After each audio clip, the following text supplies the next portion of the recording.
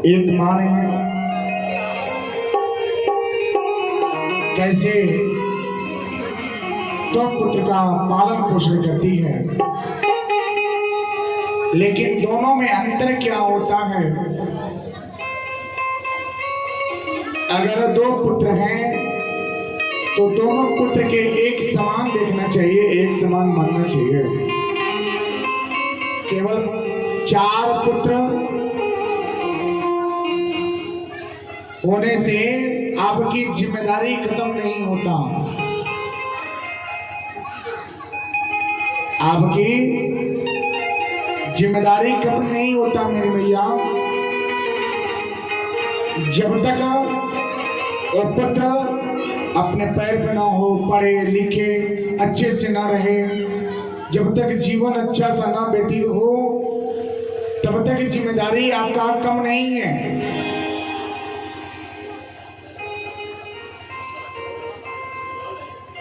बहुत ही भाग्य से पुत्र की कामना सिद्ध होता है, बहुत ही भाग्य से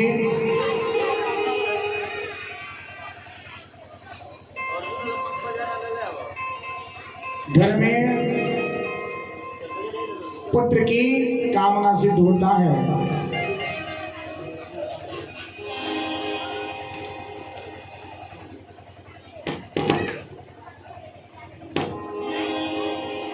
ऐसे ही एक सुंदर कथा है श्रीमद् भागवत कथा में।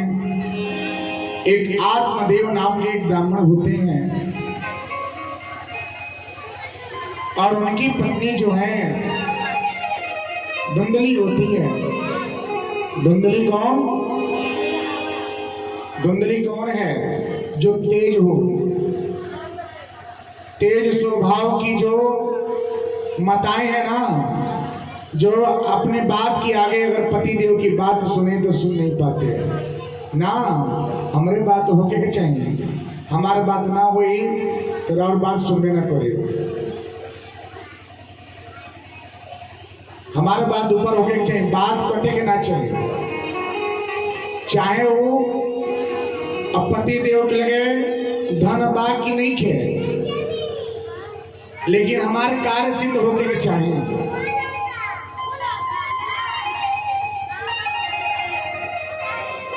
अब ऐसे ही भाव आत्मदेव और धुंधली के साथ होता है। पत्नी का कर्तव्य है पति का सेवा करना, परम धर्म है, क्योंकि लक्ष्मी स्वरूप है। और पति परमेश्वर समान होते हैं। जिस तरह से लक्ष्मी श्री हरि के श्री चरण में ही बैठ करके उनकी सेवा करती हैं, उसी तरह से पत्नी को भी चाहिए पति का सेवा करें। आई दादा लगातार सेवा में कमी होगा। पत्नी को चाहिए कि पति की सेवा करें, उनके देख रेख, उनकी समय से भोजन, समय से सेवा टहल करना चाहिए। ये प्रथम कर्तव्य है, क्योंकि लक्ष्मी स्वरूप है। स्त्री, मैंने प्रथम दिवस ही बताया कि स्त्री का रूप लक्ष्मी स्वरूप है। पति और पत्नी का रिश्ता आज से नहीं है, आदि से है। बहुत ही पवित्र का रिश्ता होता है। अगर पति अगर थोड़े गलती करे तो पत्नी को चाहिए उसको समझा के नई दिशा दिखाना, और दिशा दिखा करके उनको ये बताना क्या कि वो जगह नहीं है, एक जगह आपका है। पत्नी अगर भटक गई है तो पति का दायित्व है कि उनको भी दिशा दिखा करके समझाना, और पत्नी का क्या दर्जा होता है, क्या स्थान होता है, उसके बारे में समझाना। अभी ना भाई कितनी सा गलती हो गई, लड़का भाई तू अपने मैके चल जा, हमसे बोलियो मत, चल जा। कहाँ अपने माता पिता के पास चल जा, आज के बाद उनसे बात मत करिए। बोला कि नहीं बोला? सही बोलो सब। आज के समय अनुसार देखिए, पत्नी जो है पति की हर एक बात का सेवा टहल माने, पति और पत्नी एक दूसरे को समझे तो कभी विवाद होगा ही नहीं। विवाद क्यों होता है? हम बड़े तो हम बड़े, यानी हमारा बात ऊपर होके के चाहिए, हमारा बात नीचे ना होके के चाहिए। अगर पति पत्नी का रिश्ता है तो दोनों जन में कोई एक को झुकना चाहिए। क्यों? झुकने से किसी का महत्व तो कम नहीं हो जाता या और महत्व तो बढ़ जाता है। जैसे कि एक फूल होता है, वो फूल क्या है? कितना वो अच्छा खिले, कितना वो सुंदर दिखे, अंत में जाकर के वो झुक जाता है। क्या वो भगवान को प्रिय नहीं होता? सबसे प्रिय होता है। तो जो झुक गया वो सीख गया, और जो नहीं झुका वो कभी नहीं सीखा। तो जीवन में झुकना सीखिए। जो व्यक्ति झुक करके रहता है वो जीवन में हर समय का सामना करेगा, हर वो चीज की प्राप्ति हो जाएगी जो कभी वो सोचे नहीं थे। लेकिन अहंकार विवाद तभी होता है जब अहंकार की भावना होता है। सास बोले ना, अगर पत्नी, अगर बहू, सास भी कहो बहू थी, आज आके सास बनी है ना, कभी यार बहू के रोल आपके पास भी था। आपके ऊपर भी क्या सासू माँ डांट फटकार करती थी, और आज आप जाकर के सास बनी है। तो सास बहू का रिश्ता एक माता और पुत्री का होना चाहिए। सास बोले कि ना हम बड़े, हम हैं, हमारी बात नहीं सुनती है। यानी क्या? अगर बैठे ना हमारी बहू है ना, हमारे को बात ना सुने, वो दूसरे के बाद खाली अपने मायके के बात हुई, हमारी बात एको ना हुई। तो घर की अपनी बहू है, आप उसको कदर में रखें, मर्यादा में रखें। यही सास का परम कर्तव्य होता है। सास और बहू, माता और पुत्री का रिश्ता होना चाहिए।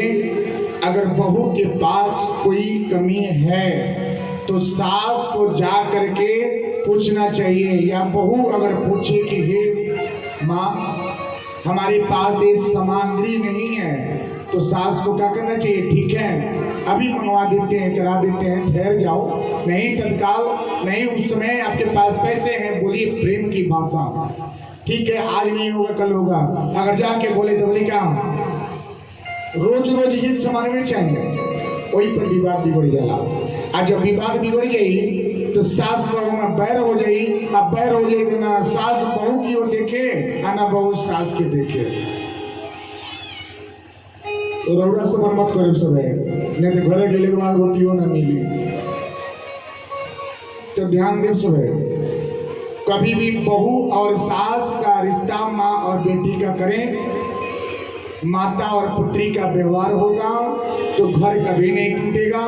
अगर घर जोड़ के रखना है तो ये नियम को अपना लीजिए। ये नियम जिस घर में रहेगा वो घर कभी नहीं बिगड़ेगा। पहले जो बहुएं थी ना, मर्यादा था, सत्कार थी, कदर था, अपने से बड़ों का सम्मान करना कैसे किया जाता है, ये सब गुण था। आई दादा और आधुनिक युग में ना सास बहू देवर देवरानी जेठ जेठानी कौन है, इसमें किसी का भेद नहीं है।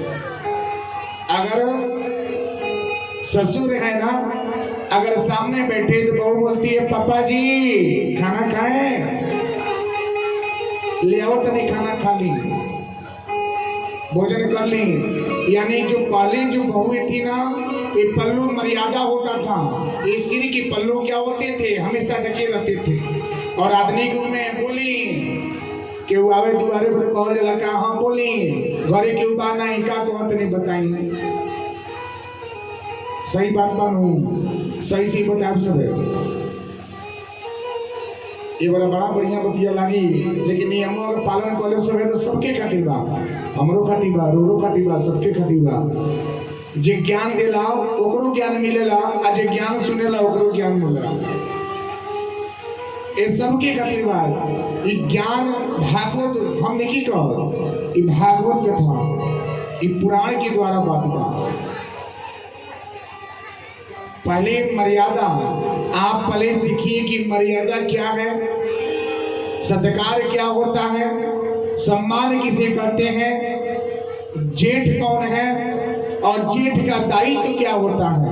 अगर एक गुण जिस परिवार में अगर आ गया वो समझ जाइए कि परिवार हमेशा उच्च से उच्च स्थान को प्राप्त करेगा, कभी बिखर नहीं सकता। ये भागवत भगवान कहते हैं, ये हम नहीं कहते।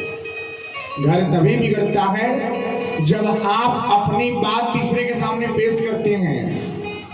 पति की बुराई तीसरे के सामने करेंगे, घर की बुराई तीसरे के सामने करेंगे, वो तीसरा बोलेगा क्या, फूट डालो और राज करो। चलो अच्छा मौका है, इसी में क्या होता है, चांस मिल जाता है और आपको बिखराव आ जाता है, अलगाव। महाभारत का युद्ध केवल तीसरे के कारण ही हुआ, रामायण हुआ तीसरे के कारण ही हो गया। अगर मंथरा नहीं होती तो प्रभु श्री राम जी को 14 वर्ष का वनवास नहीं होता। अगर इधर शकुनी नहीं होते तो महाभारत का युद्ध नहीं होता। तो ये दोनों जन तीसरे ही हैं, तो कभी भी तीसरे की बात नहीं सुनना चाहिए। और तीसरे का सुनिए तो बात वहीं पर छोड़ दीजिए, लेकिन गांठ बांध करके घर पे लेके नहीं आवल जाला। आज ये लेके आवेला कोई के घर टूटेला, आज ये नहीं लेके आई बात सुन ली है सुनी है निकाल दी, वो सबसे बढ़िया व्यक्ति बा। ये नियम बनाओ बा, नहीं तो दूसरे के बात लेके आओ जाई, आए हुए लक्ष्मी भी रुष्ट हो जाएंगी, घर परिवार टूटेगा, पति पत्नी के रिश्ते जो मिठास हैं बिखर जाएंगे और आपका जीवन जो है दुख में व्यतीत होना शुरू हो जाएगा।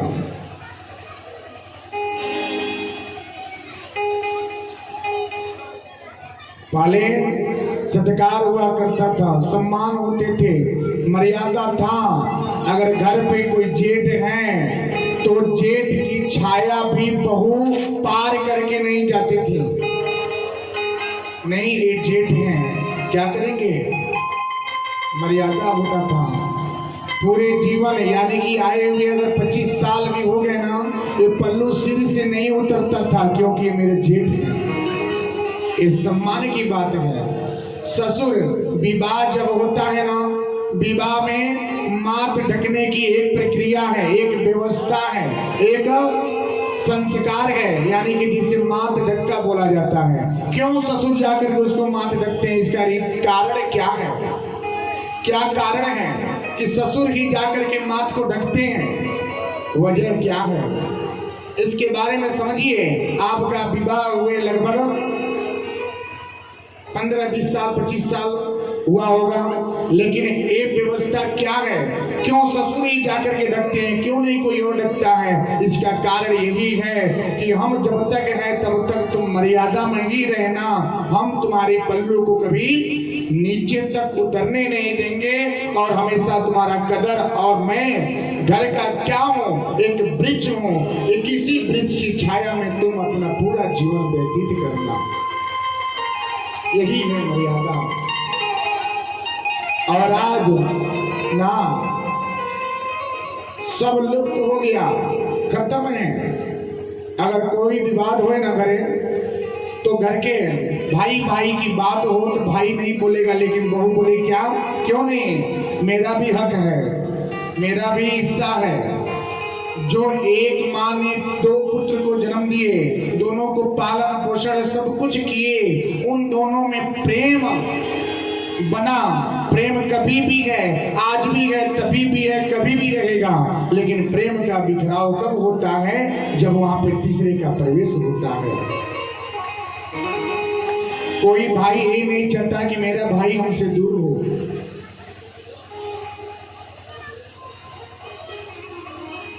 पहले जो माताएं थी ना, खूब परिश्रम करते थे, मेहनत करते थे, घर पे ही क्या करते थे, चक्की चलाते थे, चावल निकाल लेते थे, उनके पास कोई बीमारियां नहीं थी। और आई दादा सब कुछ व्यवस्था बा, सब कुछ होत बा, लेकिन फिर भी प्रतिदिन जब तक 4 गो टेबलेट अगर गोली ना खाई ली तब तक एक दिन चलल लगे। फिल्टर के जल आवता, यानी कि खूब साफ सफाई वाला जल आवता। कितना वो जल पीने से क्या होता है, उसमें शरीर का पोषण की जो क्षमता है कम होता है। पहले जो माताएं, जो पहले के जो व्यक्ति थे ना, बावड़ी का जल का, कुएं का जल का प्रयोग करते थे, पीते थे। उसमें ज्यादा क्या था, पोषण शक्ति था, शरीर मजबूत होते थे और काम करने की क्षमता बढ़ी रहती थी, कार्य करते रहते थे, दिन भर मेहनत परिश्रम करते थे। और आज नहीं है,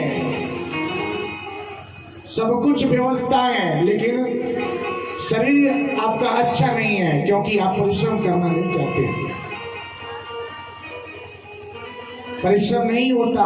जो परिश्रम, जो माताएं जो आज के 40 से 50 साल पहले आई है ना, उनसे पूछिए कि परिश्रम क्या होता है, अन्न का महत्व क्या है, घर का महत्व क्या है, एक साड़ी का महत्व क्या है, इसका क्यों साड़ी बनाया गया है, नारी को साड़ी क्यों प्रिय है। ये भारतीय संस्कृति है, इसे देवी देवता स्वीकार किए हैं। यही है मर्यादा। पहले जो माताएं थी ना, लंबा लंबा सिंदूर लगाती थी, खूब अच्छे लंबे सिंदूर होते थे। विवाह जब होता था ना, तो समझिए कि लंबे सिंदूरदान होता था, लंबे सिंदूरदान होता था। क्यों? पहले की माताएं लंबे सिंदूर लगाती थी,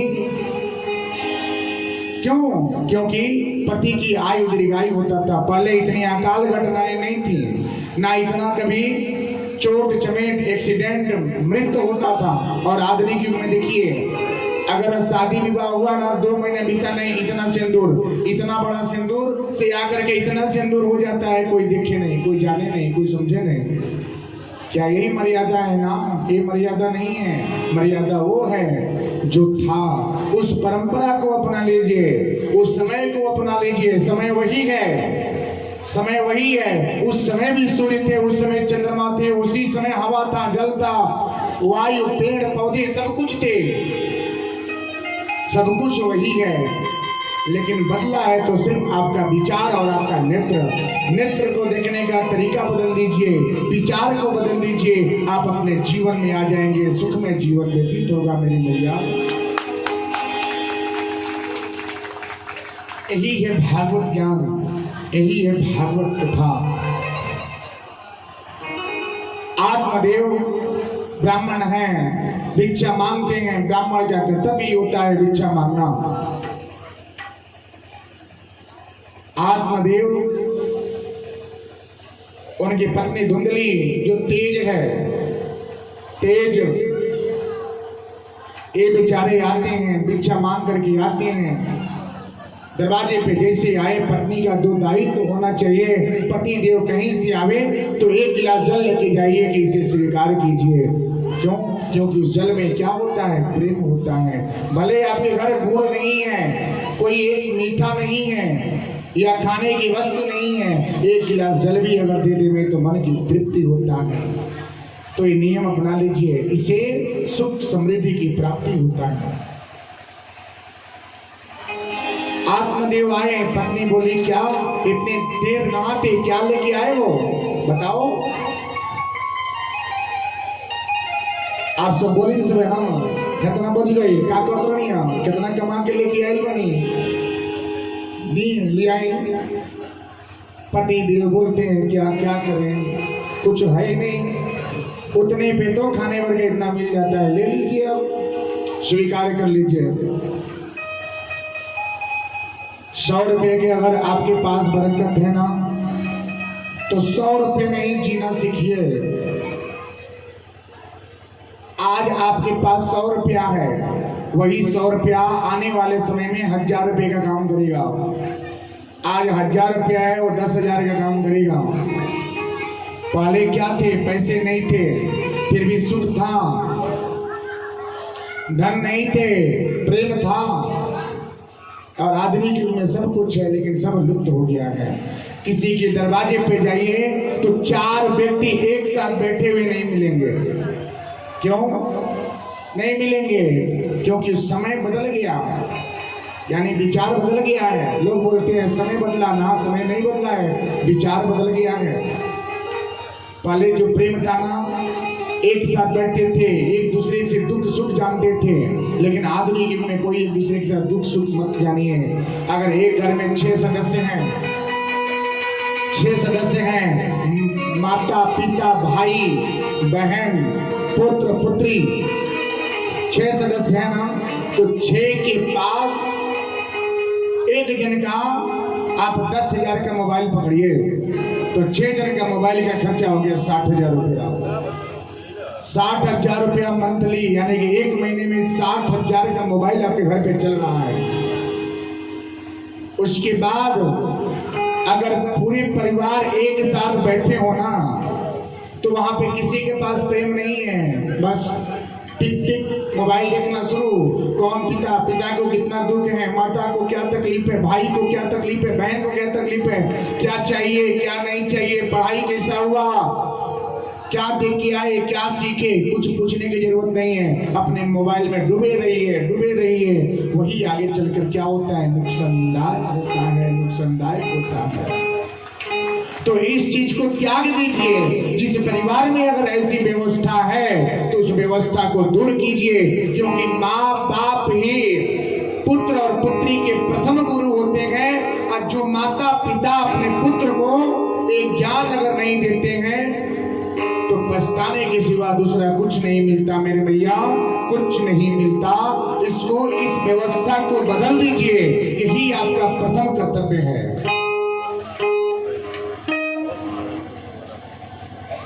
आत्मदेव आने के बाद प्रवेश हुए, पत्नी चिल्लाई, उनके पास संतान नहीं है, फिर भी पत्नी का तिरस्कार अपमान सहते हैं। बोलते हैं क्या, जब इतना चिल्ला के बोली तो अपने जीवन को अंत करने के लिए बोले क्या, अब हम नहीं रहेंगे, अब ये जीवन रखने से क्या फायदा, अब हम नहीं रहेंगे, अपने जीवन का अंत कर लेंगे। सुबह की बेला हुआ, आत्मदेव अपने शरीर की अंत करने के लिए जा रहे हैं।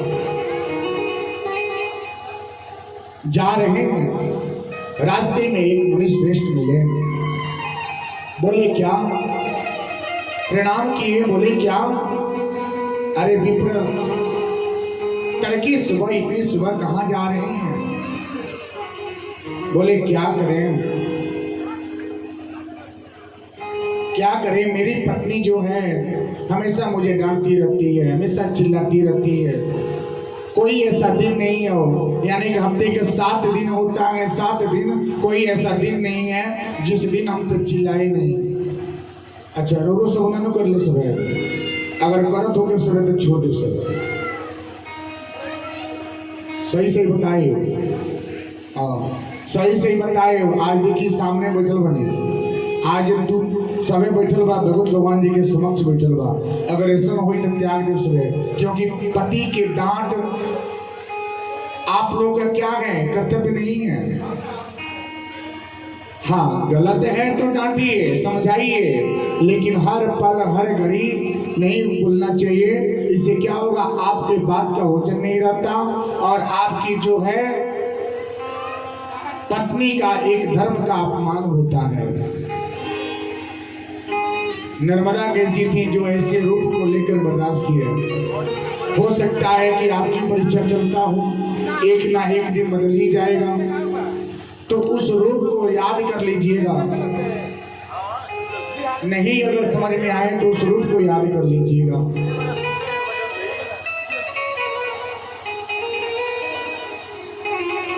अब बैठ गए, बोले मुनि श्रेष्ठ कोई उपाय बताइए, मेरे पास संतान नहीं है, संतान न होने के वास्ते मेरी पत्नी मुझे डांटती रहती है, संतान से सुख नहीं होता। संतान तो एक क्या है, एक दायित्व तो है, आपका कर्तव्य है, लेकिन संसार से अगर केवल संसार देखेंगे तो आपकी शरणागति नहीं होगा। पुत्र से शरणागति नहीं होता है, शरणागति होता है आपके कर्मों से।